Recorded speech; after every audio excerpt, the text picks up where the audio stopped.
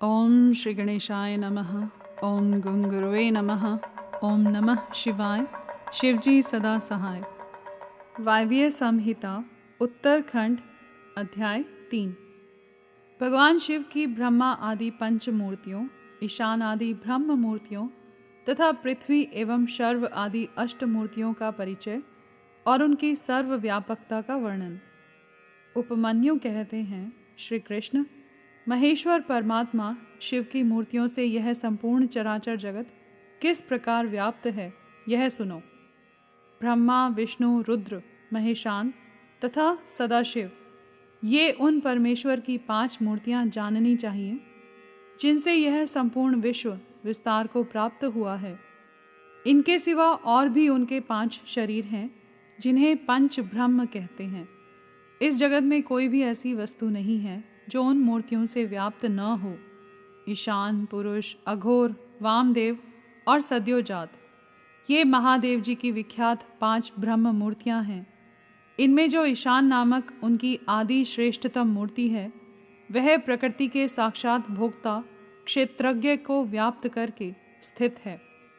मूर्तिमान प्रभु शिव की जो तत्पुरुष नामक मूर्ति है, वह गुणों के आश्रय रूप भोग्य अव्यक्त यानी प्रकृति में अधिष्ठित है। पिनाकपाणी महेश्वर की जो अत्यंत पूजित अघोर नामक मूर्ति है, वह धर्म आदि 8 अंगों से युक्त बुद्धि तत्व को अपना अधिष्ठान बनाती है। विधाता महादेव की वामदेव नामक मूर्ति को आगम वेता विद्वान अहंकार की अधिष्ठात्री बताते हैं। बुद्धिमान पुरुष अमित तेजस्वी शिव की सद्योजात नामक मूर्ति को मन की अधिष्ठात्री कहते हैं। विद्वान पुरुष भगवान शिव की ईशान नामक मूर्ति को श्रवणेन्द्रिय, वाणी, शब्द और व्यापक आकाश तत्व की स्वामिनी मानते हैं। पुराणों के अर्थ ज्ञान में निपुण समस्त विद्वानों ने महेश्वर के तत्पुरुष नामक विग्रह को त्वचा, हाथ, स्पर्श और वायु तत्व का स्वामी समझा है। मनीषी मुनि शिव की अघोर नामक मूर्ति को नेत्र, पैर, रूप और अग्नि तत्व की अधिष्ठात्री बताते हैं। भगवान शिव के चरणों में अनुराग रखने वाले महात्मा पुरुष उनकी वामदेव नामक मूर्ति को रसना, पायु, रस और जल तत्व की स्वामिनी समझते हैं तथा सद्योजात नामक मूर्ति को वे घ्राणेन्द्रिय, उपस्थ, गंध और पृथ्वी तत्व की अधिष्ठात्री कहते हैं। महादेव जी की ये 5 मूर्तियां कल्याण की एकमात्र हेतु हैं। कल्याणकामी पुरुषों को इनकी सदा ही यत्न पूर्वक वंदना करनी चाहिए। उन देवादिदेव महादेव जी की जो 8 मूर्तियां हैं, तत्स्वरूप ही यह जगत है। उन 8 मूर्तियों में यह विश्व उसी प्रकार ओत प्रोत भाव से स्थित है जैसे सूत में मन के पिरोए होते हैं। शर्व, भव, रुद्र, उग्र, भीम, पशुपति, ईशान तथा महादेव, ये शिव की विख्यात 8 मूर्तियां हैं। महेश्वर की इन शर्व आदि 8 मूर्तियों से क्रमशः भूमि, जल, अग्नि, वायु, क्षेत्रज्ञ, सूर्य और चंद्रमा अधिष्ठित होते हैं। उनकी पृथ्वीमयी मूर्ति संपूर्ण चराचर जगत को धारण करती है। उसके अधिष्ठाता का नाम शर्व है, इसलिए वह शिव की शार्वी मूर्ति कहलाती है। यही शास्त्र का निर्णय है। उनकी जलमयी मूर्ति समस्त जगत के लिए जीवनदायिनी है। जल परमात्मा भव की मूर्ति है, इसीलिए उसे भावी कहते हैं। शिव की तेजोमयी शुभ मूर्ति विश्व के बाहर भीतर व्याप्त होकर स्थित है।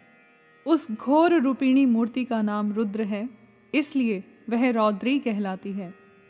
भगवान शिव वायु रूप से स्वयं गतिशील होते और इस जगत को गतिशील बनाते हैं। साथ ही वे इसका भरण पोषण भी करते हैं। वायु भगवान उग्र की मूर्ति है, इसलिए साधु पुरुष इसे औग्री कहते हैं।